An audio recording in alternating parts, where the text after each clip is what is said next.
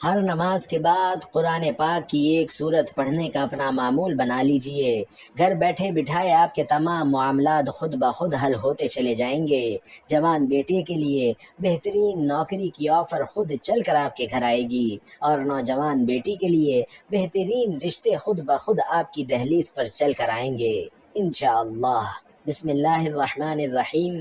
ناظرین، حضرت عبداللہ بن مبارک رضی اللہ تعالی عنہ بیان کرتے ہیں کہ میرا ایک جہاد میں ایک مجوسی سے مقابلہ ہو رہا تھا کہ نماز کا وقت آن پہنچا۔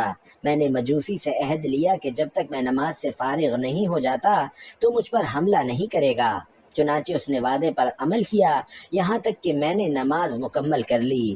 جب سورج غروب ہونے لگا تو اس نے کہا، اب تو بھی مجھے میری عبادت کا موقع دے یہاں تک کہ میں سورج کو سجدہ کر لوں۔ آپ نے عہد کر لیا، مگر جب وہ سورج کو سجدہ کرنے لگا تو آپ نے اسے شرک کرتے برداشت نہ کیا اور اس پر حملہ آور ہونے لگے، تو ساتھ ہی ضمیر نے آواز دی کہ اپنے عہد کو پورا کرو۔ آپ یہ آواز سنتے ہی واپس پلٹے۔ مجوسی نے فراغت کے بعد آپ سے پوچھا، اے عبداللہ بن مبارک، آپ تو مجھ پر حملہ کرنے والے تھے، پھر کس چیز نے آپ کو واپس پلٹنے پر مجبور کر دیا؟ آپ رضی اللہ تعالی عنہ نے فرمایا کہ جب تو آفتاب کے سامنے سجدہ ریز ہوا تو میری غیرت نے گوارا نہ کیا، میں نے تجھے قتل کرنا چاہا، مگر ضمیر پکارا کہ جب تم عہد کرو تو پورا کرو۔ مجوسی یہ سن کر بولا کہ آپ کا رب کتنا اچھا ہے کہ اپنے دوست پر اپنے دشمن کے لیے تنبیہ فرماتا ہے۔ یہ کہا اور پکار اٹھا، اشہد ان لا الہ الا اللہ و اشہد ان محمدا عبدہ و رسولہ، اور دائرہ اسلام میں داخل ہو گیا۔ سبحان اللہ۔ ناظرین، آپ بھی اس دل فریب واقعے پر کمنٹ باکس میں ایک بار سبحان اللہ ضرور لکھ دیجئے گا۔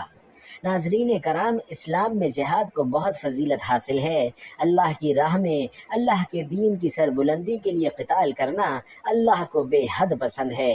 مسند احمد میں ہے کہ سعید بن حشام رحمۃ اللہ علیہ نے اپنی بیوی کو طلاق دے دی اور مدینہ کی طرف چلے گئے تاکہ وہاں کے اپنے مکانات بیچ کر اور ان کی قیمت سے ہتھیار وغیرہ خرید کر جہاد میں جائیں اور رومیوں سے لڑتے رہیں یہاں تک کہ یا تو روم فتح ہو یا پھر شہادت مل جائے۔ مدینہ شریف میں اپنی قوم والوں سے ملے اور اپنا ارادہ ظاہر کیا تو انہوں نے کہا، سنو، رسول اللہ صلی اللہ علیہ وسلم کی حیات میں آپ صلی اللہ علیہ وسلم ہی کی قوم میں سے 6 شخصوں نے بھی ارادہ کیا تھا کہ عورتوں کو طلاق دے دیں، مکانات وغیرہ بیچ ڈالیں اور اللہ کی راہ میں کھڑے ہو جائیں۔ نبی کریم صلی اللہ علیہ وسلم کو جب یہ معلوم ہوا تو آپ صلی اللہ علیہ وسلم نے ان سے فرمایا، کیا جس طرح میں کرتا ہوں کیا اس طرح کرنے میں تمہارے لیے اچھائی نہیں ہے؟ خبردار، ایسا نہ کرنا، اپنے اس ارادے سے باز آ جاؤ۔ یہ حدیث سن کر سعید رحمۃ اللہ علیہ نے بھی اپنا ارادہ ترک کیا اور وہیں اسی جماعت سے کہا کہ تم گواہ رہنا، میں اپنی بیوی سے رجوع کرتا ہوں۔ اب سعید چلے گئے۔ جب اس جماعت سے ملاقات ہوئی تو کہا کہ یہاں سے جانے کے بعد سیدنا عبداللہ بن عباس رضی اللہ تعالی عنہ کے پاس گیا اور ان سے نبی کریم صلی اللہ علیہ وسلم کے وطر پڑھنے کی کیفیت دریافت کی تو انہوں نے کہا، اس مسئلے کو سب سے زیادہ بہتر طور پر سیدہ عائشہ رضی اللہ تعالی عنہا بتا سکتی ہیں، تم وہیں جاؤ اور ام المومنین سے ہی دریافت کرو، اور ام المومنین سے جو سنو وہ ذرا مجھ سے بھی کہہ جانا۔ میں حکیم بن افلح رضی اللہ تعالی عنہ کے پاس گیا اور ان سے کہا کہ تم مجھے ام المومنین کی خدمت میں لے چلو۔ انہوں نے فرمایا کہ میں وہاں نہیں جاؤں گا، اس لیے کہ میں نے انہیں مشورہ دیا کہ آپس میں لڑنے والی جماعتیں یعنی سیدنا علی رضی اللہ تعالی عنہ اور ان کے مقابلین کے بارے میں آپ دخل نہ دیجیے، لیکن انہوں نے نہ مانا اور دخل دیا۔ وہ کہتے ہیں کہ میں نے انہیں قسم دی کہ آپ مجھے ضرور ان کے پاس لے چلیے۔ خیر، بمشکل تمام وہ راضی ہوئے اور میں ان کے ساتھ گیا۔ ام المومنین رضی اللہ تعالی عنہا حکیم رضی اللہ تعالی عنہ کی آواز پہچان گئیں اور کہا، کیا حکیم ہے؟ جواب دیا گیا، ہاں میں حکیم بن افلاح ہوں۔ پوچھا، تمہارے ساتھ کون ہیں؟ کہا کہ سعید بن حشام ہیں۔ پوچھا، حشام کون؟ عامر کے لڑکے؟ کہا، جی ہاں وہی، عامر کے لڑکے۔ تو عائشہ رضی اللہ تعالی عنہا نے عامر کے لیے دعائے رحمت کی اور فرمایا، عامر بہت اچھا آدمی تھا، اللہ اس پر رحم کرے۔ میں نے کہا ام المومنین مجھے بتائیے کہ رسول اللہ صلی اللہ علیہ وسلم کے اخلاق کیا تھے؟ آپ نے فرمایا کیا تم قرآن نہیں پڑھتے؟ میں نے کہا کیوں نہیں، پڑھتا ہوں۔ فرمایا بس نبی کریم صلی اللہ علیہ وسلم کے اخلاق قرآن کریم جیسا ہی تھا۔ اب میں نے اجازت مانگنے کا قصد کیا لیکن فوراً ہی یاد آ گیا کہ رسول اللہ صلی اللہ علیہ وسلم کی رات کی نماز کا حال بھی دریافت کر لوں۔ اس سوال کے جواب میں ام المومنین رضی اللہ تعالی عنہا نے فرمایا کہ کیا تم نے سورۃ المزمل نہیں پڑھی؟ میں نے انہیں کہا کہ پڑھی ہے۔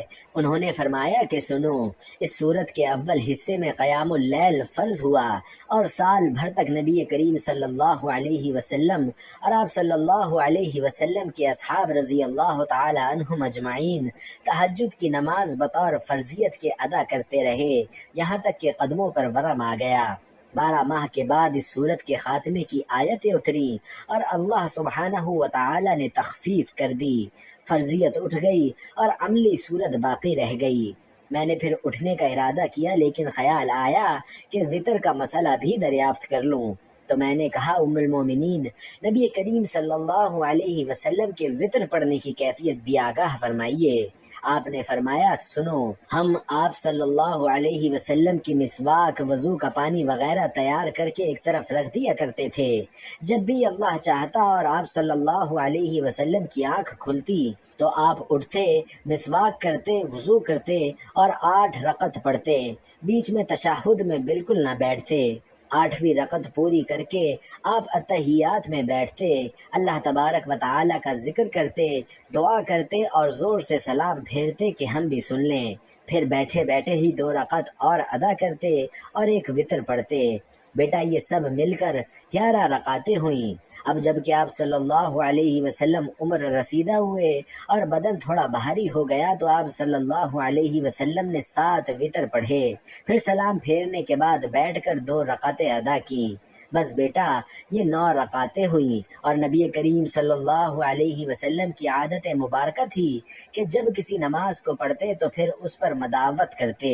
ہاں اگر کسی شغل یا نیند یا دکھ تکلیف اور بیماری کی وجہ سے رات کو نماز نہ پڑھ سکتے تو دن کو 12 رکعت ادا فرما لیا کرتے۔ میں نہیں جانتی کہ کسی ایک رات میں رسول اللہ صلی اللہ علیہ وسلم نے پورا قرآن صبح تک پڑھا ہو اور نہ رمضان کے سوا کسی اور مہینے کے پورے روزے رکھے ہوں۔ اب میں ام المومنین سے رخصت ہو کر ابن عباس رضی اللہ تعالی عنہ کے پاس آیا اور وہاں کے تمام سوال جواب دہرائے۔ آپ نے سب کی تصدیق کی اور فرمایا اگر میری بھی آمد و رفت ام المومنین کے پاس ہوتی تو جا کر خود اپنے کانوں سے سناتا۔ ناظرین محترم، اس حدیث پاک سے 3 باتوں کی اہمیت کا پتہ چلا۔ نمبر 1 یہ کہ دنیا داری سے کٹ کر عبادت یا جہاد کرنے کی کوئی اہمیت نہیں ہے۔ نبی کریم صلی اللہ علیہ وسلم نے ہرگز اس عمل کی ترغیب نہیں فرمائی بلکہ عبادات کو اپنے روزمرہ کی زندگی میں شامل کرنے کی ترغیب فرمائی ہے، اور اس سے بھی بڑھ کر یہ فرمایا گیا ہے کہ اپنی روزمرہ کی زندگی میں بہتری اور خوشحالی کے لیے اللہ تبارک و تعالی کے حضور دعا کی جائے، کیونکہ نبی کریم صلی اللہ علیہ وسلم نے فرمایا کہ تقدیر کو کوئی چیز بدل نہیں سکتی سوائے دعا کے۔ اس کا مطلب یہ ہے کہ بعض اوقات انسان کی تقدیر میں رزق کی فراوانی، خوشحالی، شادی بیاہ، اولاد وغیرہ کی نعمت نہیں ہوتی، لیکن جو انسان عبادات کے ذریعے سے اللہ تعالیٰ سے اپنا تعلق مضبوط کر لیتا ہے اور اپنے لیے نعمتوں کو طلب کرتا ہے تو اللہ سبحانہ و تعالیٰ اس کے نصیب میں یہ نعمتیں لکھ دیتے ہیں اور اسے عطا فرماتے ہیں۔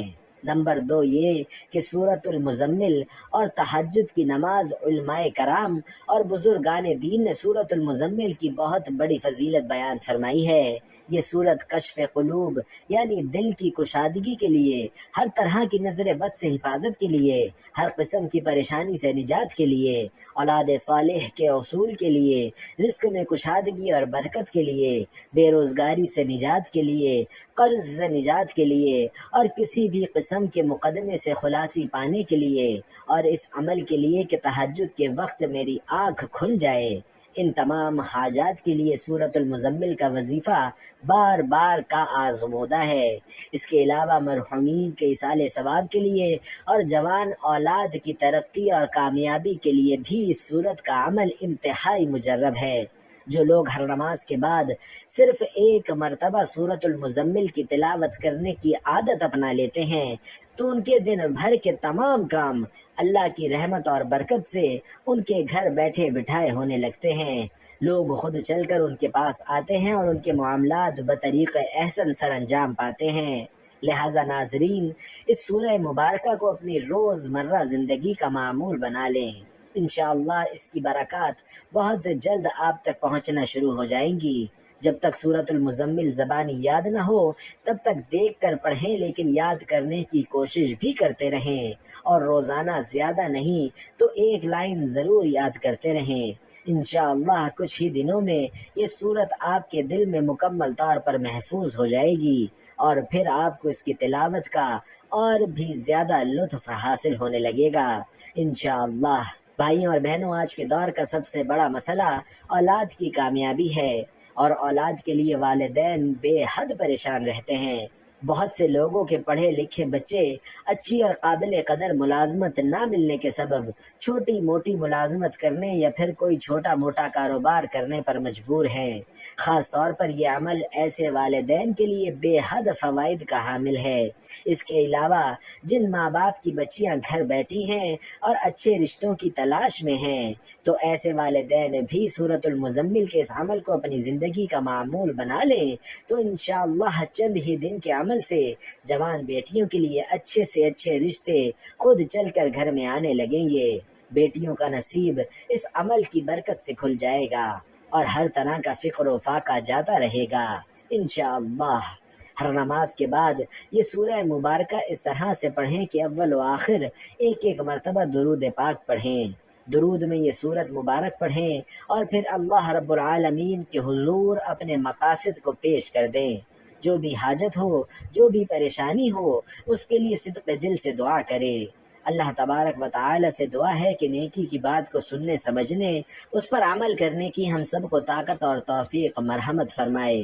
میرا سنانا اور آپ کا سننا اپنی عظیم بارگاہ میں قبول و منظور فرمائے، آمین یا رب العالمین۔